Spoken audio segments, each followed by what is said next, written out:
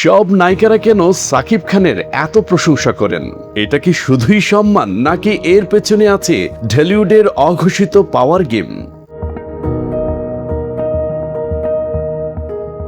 ঢালিউডে একটা কথা অনেকদিন ধরেই ঘুরে বেড়ায়, যার সঙ্গে সাকিব তার ক্যারিয়ারছে, কারণ বছরের পর বছর ধরে ইন্ডাস্ট্রির সবচেয়ে বড় স্টার তিনি। তার সিনেমা মানে আলোচনায় থাকা সুযোগ, মিডিয়া কভারেজ, ভাইরাল নিউজ, আর কখনো কখনো নতুন জীবন পায় একটা ক্যারিয়ারও।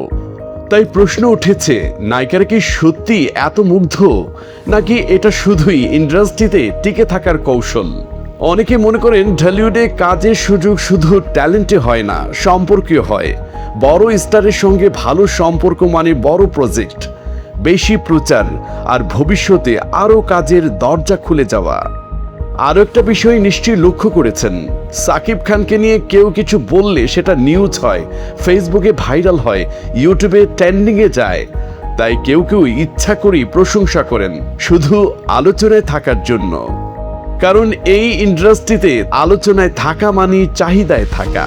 আবার অনেকে বলেন এটা ভয় থেকেও হতে পারে, কারণ একজন সুপারস্টার যখন দীর্ঘ সময় পুরো ইন্ডাস্ট্রি নিয়ন্ত্রণ করেন, তখন তার বিপক্ষে কথা বলা সবার জন্য সহজ হয় না। সমালোচনা করলেই ফ্যান বেজের আক্রমণ, ট্রল, বয়কটের ডাক, এমনকি কাজ হারানোর ভয়ও। তাই অনেকেই সেফ সাইডে থাকতে পছন্দ করেন। আর এখানেই আসে সেই বিতর্কিত শব্দ গিভ অ্যান্ড টেক, অর্থাৎ সম্পর্ক ভালো রাখো, সুযোগ পাবে। এটা কি শুধুই গুজব, নাকি ঢালিউডের ওপেন সিক্রেট? কেউ কেউ আরো দাবি করেন পুরো বিষয়টার পেছনে থাকে পিআর গেম।